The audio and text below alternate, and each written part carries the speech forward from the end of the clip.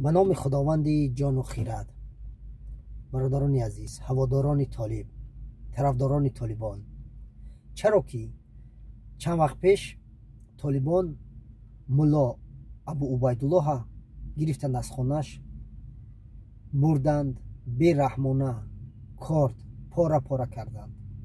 پسرش را در پیش چشم وی، شاید وی را در پیش پسر، هر دوش را پاره پاره کرده، بعد به سگان گوشنه انداختند. چرا شما این را نمی بینید؟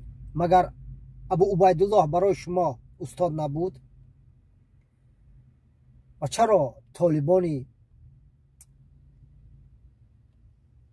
آدم کش را، طالبان بیرحم را شما باور کردید؟ ابو عبیدالله سخن حقیقت را میگفت در همه وقت. وقتی که امریکایی ها هم در افغانستان بود، به مقابل ها چندان سخن ها گفت، ولی او را نکشتند، چون که امریکایی ها ایمانشان قوی تر بود از طالب.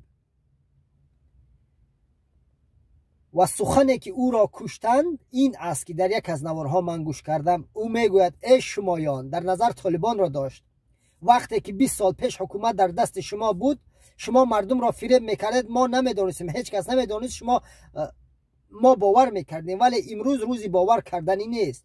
شما اگر سخنتون دیگر باشد، رفتارتون دیگر، این همه انسان ها میدانند.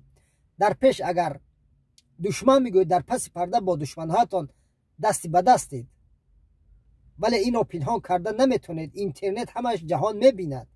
و به این خاطر او را کشتند که زیرا اگر این باز بماند، ضعف از پگاهش دیگر عیبهای ما را میگوید. حتی 2 استاد بزرگترتون کشتند، ولی شما از عقیدت نماندید، میگوید نه وی را طالبان نکشتند.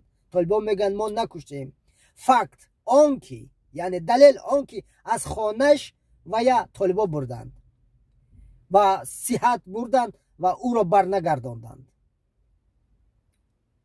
خیلی برادران، سخن بسیار، ولی که من این را به خاطر شهید ملا عبیدالله گفتم که زیرا 1 سال پیش من درباره او یک ویدیوی 2-3 مینوته کردم که او را همچون کوتاه سخن در امی ویدیو در کامنتر یکم یوتیوب میمونم.